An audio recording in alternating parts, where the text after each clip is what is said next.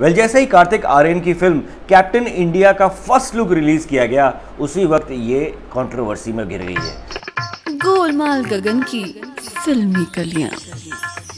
Controversy में इसलिए घिर गई है क्योंकि प्रोड्यूसर सुभाष काले ने कहा है कि भाई ये तो मेरी फिल्म का आइडिया था जिसको मैं अक्षय कुमार के साथ बनाने की सोच रहा था, और ये आइडिया मैंने 2016 का सोचा हुआ था। 2015 में ऑपरेशन यमन हुआ था और मैं सोचा था कि अगले साल ही ये फिल्म बना दूं, क्योंकि इस फिल्म के जो डायरेक्टर जिनको मैं ले रहा हूँ संजय सांकला, उनके कज़न उस वक्त इस ऑपरेशन के पायलट रहे थे, तो उन्होंने कहानी हमें बताई थी और हमें 9 महीने लगे थे इस स्क्रिप्ट को बनाने में। मिशन मंगल की लेखक निधि सिंह धर्मा को हमने कहा था कि भाई आप ये लिखिए इसकी स्टोरी, तो उन्होंने कहा भाई देखो हमें नहीं पता कि फिल्म की स्टोरी कैसे लीक हो गई है। हमने तो बाकायदा हर एक जितने भी उसके साथ कनेक्टेड थे स्टोरी के साथ, उन सबसे कॉन्ट्रैक्ट साइन कराया था कि आप ये लीक नहीं करेंगे इन्फॉर्मेशन जो हम ये फिल्म बनाने वाले हैं। इन्होंने ये कहा है कि कार्तिक आर्यन की चलो इनको डेट मिल गई, लेकिन इन्होंने तो मेरे ख्याल से कैप्टन इंडिया की स्क्रिप्ट लिखनी भी नहीं शुरू करी थी। हमने तब से ये आइडिया सोच रखा था। इसी बीच किसी ने प्रोड्यूसर साहब से बड़ा समझदारी वाला सवाल पूछा कि भाई आप सिर्फ पोस्टर देख के, फर्स्ट लुक देखकर कैसे कह सकते हो कि ये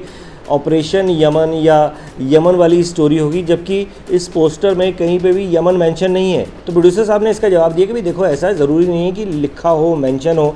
आप अगर ध्यान से देखेंगे पोस्टर तो नीचे जो यमन की कैपिटल है सना, वो आराम से दिख रही है, समझ में आ रही है, और साथ में जो कारपेट बॉम्बिंग हो रही है, साथ में एरोप्लेन दिख रहा है, और कैप्टन इंडिया से क्लियर है कि भाई ये कोई ना कोई ऐसा ही कुछ सेम इंसिडेंट है। इस फिल्म को बनाने के लिए हमने अक्षय कुमार, परेश रावल और अनिल कपूर से भी बात कर चुके थे, और ना सिर्फ अक्षय कुमार बल्कि हमने तो रणबीर कपूर तक को अप्रोच किया, सिद्धार्थ मल्होत्रा को अप्रोच किया था इस फिल्म में काम करने के लिए। प्रोड्यूसर साहब ने कहा कि भाई डर हमारा बस ये है कि भैया इसका हाल कहीं scam 1992 versus the big bull जो हुआ है अभी पिछले साल वैसा ना हो जाए,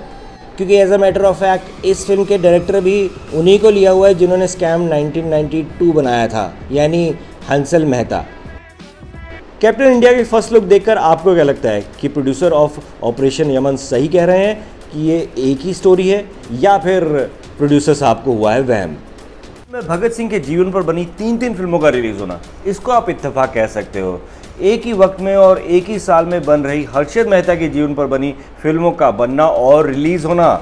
इसको भी आप इत्तेफाक कह सकते हो। और कैप्टन इंडिया और ऑपरेशन यमन की स्टोरी का सेम होना और एक ही वक्त में रिलीज होना, ये कोई इत्तेफाक है या कोई स्कैम?